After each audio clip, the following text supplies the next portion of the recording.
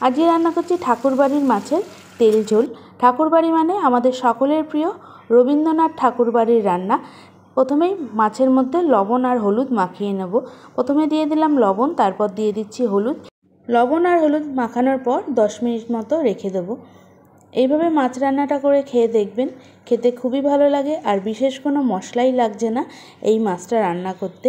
10 minute হয়ে গেছে, এবার গ্যাসে কড়াই বসিয়ে দিয়েছি। রান্নাটা অবশ্যই করব সর্ষের তেলে। পরিমাণ অনুযায়ী তেল দিয়ে দিলাম, যেহেতু তেল ঝোল তেলের পরিমাণটা একটু বেশিই দিচ্ছি। এবার তেলটা গরম হয়ে এসছে, এক এক করে লবণ হলুদ মাখানো মাছগুলো তেলের মধ্যে দিয়ে দিচ্ছি। আমি এখানে মাছ কড়া করে ভাজছি, কিন্তু মূল রান্নায় মাছটা হালকা করে ভাজার কথাই লেখা ছিল। আপনারা চাইলে হালকাভাবেও মাছটা ভেজে নিতে পারেন। একদিকটা ভাজা হয়ে গেছে, এবার উল্টে নিচ্ছি। এবার আরেক দিকটা আমি এইভাবেই কড়া করে ভেজে নিচ্ছি। মাছটা ভাজতে ভাজতে একটা মশলা তৈরি করে নেব। মশলা বলতে কিছুই না, তার জন্য একটা বাটি নিয়ে নিয়েছি। এবার এর মধ্যে দিয়ে দেবো ছোটো চামচের 1 চামচ হলুদ আর দিয়ে দেবো স্বাদ অনুযায়ী লবণ।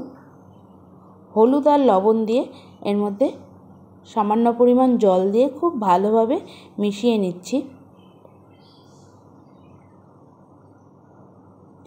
ভালো করে মিশিয়ে এই জলটাই রান্নায় ব্যবহার করব। মশলা বলতে এই লবণ আর হলুদই, আর কিন্তু কোনো মশলা পড়বে না। এদিকে মাছটা ভাজা হয়ে গেছে, এবার তেল থেকে তুলে নিচ্ছি।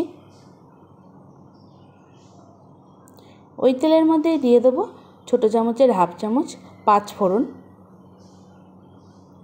ফোড়নটা দেওয়ার পর কিছুক্ষণ মতো ভেজে নিচ্ছি। যতক্ষণ না ফোড়নটা ফুটছে ততক্ষণ ভেজে নেব। এবার এর মধ্যে দিয়ে দেবো স্বাদ অনুযায়ী কাঁচা লঙ্কা।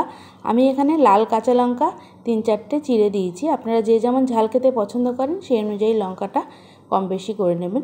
এবার লঙ্কাটা দিয়ে কিছুক্ষণ মতো ভেজে নেব। লঙ্কা ভাজার সুন্দর একটা গন্ধ বার হয়ে এসছে। এবার যেই হলুদ জলটা তৈরি করে রেখেছিলাম সেই হলুদ জলটা দিয়ে দিচ্ছি। তারপর গ্যাস সিম করে মিনিট 2 মতো খুব ভালোভাবে কষিয়ে নেব।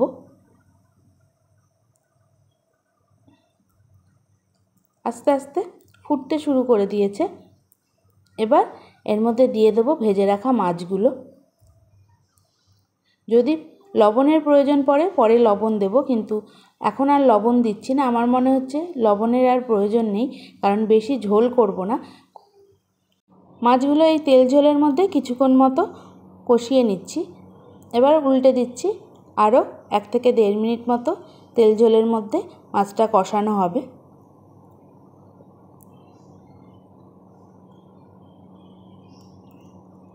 এবার এর মধ্যে দিয়ে দেবো সামান্য পরিমাণ জল। তার আগে দিয়ে দিলাম 2টো কাঁচা লঙ্কা। বেশি কিন্তু জল দেবো না, একদম সামান্য পরিমাণ জল দিয়ে দিচ্ছি। দিয়ে খুব ভালোভাবে ঝোলটা ফুটতে দেব। যেহেতু তেল ঝোল তাই বেশি জল দিলাম না, তেলের পরিমাণটাই বেশি থাকবে। 2 থেকে 3 মিনিট ফোটানোর পর আমি এবার গ্যাস বন্ধ করে দিচ্ছি। দেখুন, দেখে হয়তো বুঝতেই পারছেন বেশি কিন্তু ঝোল নেই। এবার আমি গ্যাস বন্ধ করে দিলাম। তাহলে তৈরি হয়ে গেল ঠাকুরবাড়ির মাছের তেল ঝোল। আশা করছি রেসিপিটা আপনাদের সকলেরই ভালো লাগলো। দেখা হবে অন্য কোনো নতুন রেসিপি নিয়ে। ততক্ষণ ভালো থাকুন, সুস্থ থাকুন। অবশ্যই একটিবার হলেও এইভাবে বাড়িতে একদিন মাছের তেল ঝোল রান্না করুন, দেখবেন সকলেই খুবই ভালো খাবে। তাহলে দেখা হবে অন্য নতুন রেসিপি নিয়ে।